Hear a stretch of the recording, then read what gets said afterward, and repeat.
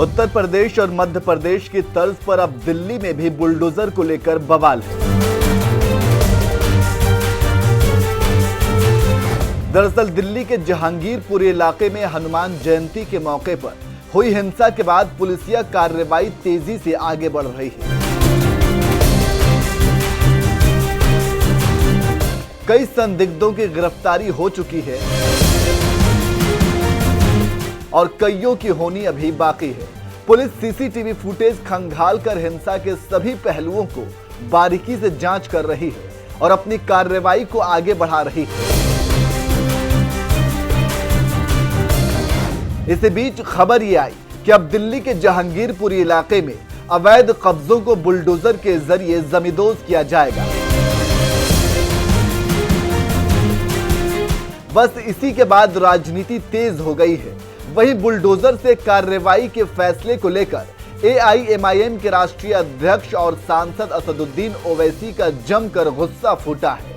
असदुद्दीन ओवैसी ने एक ट्वीट कर बीजेपी के साथ साथ दिल्ली के मुख्यमंत्री अरविंद केजरीवाल पर जमकर निशाना साधा है और ओवैसी ने इस फैसले को बीजेपी का गरीबों पर जंग का ऐलान बताया है। वहीं इस फैसले पर दिल्ली के सीएम अरविंद केजरीवाल की भूमिका को भी संदिग्ध बताया है।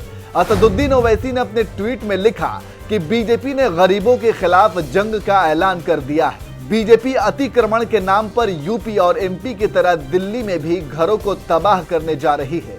कोई नोटिस नहीं, अदालत जाने का मौका नहीं, बस गरीब मुसलमानों को जिंदा रहने की सजा देना।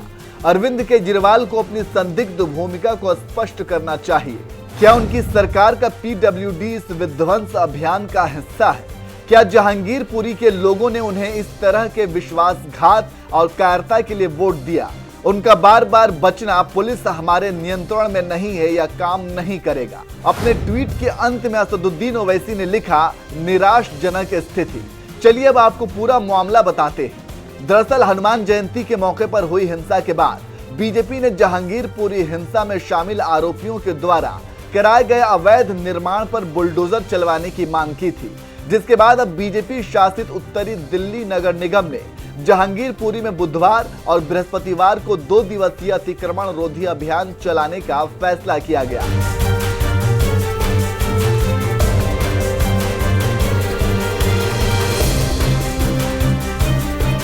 एनडीएमसी ने अभियान के दौरान कानून व्यवस्था बनाए रखने के लिए दिल्ली पुलिस को पत्र लिखकर कम से कम 400 पुलिसकर्मियों की तैनाती करने को कहा।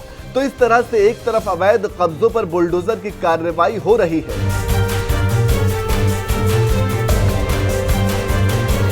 तो दूसरी तरफ इस कार्रवाई को लेकर राजनीति शुरू हो गई है। आप इस कार्रवाई को कैसे देखते हैं, कमेंट करके जरूर बताएं।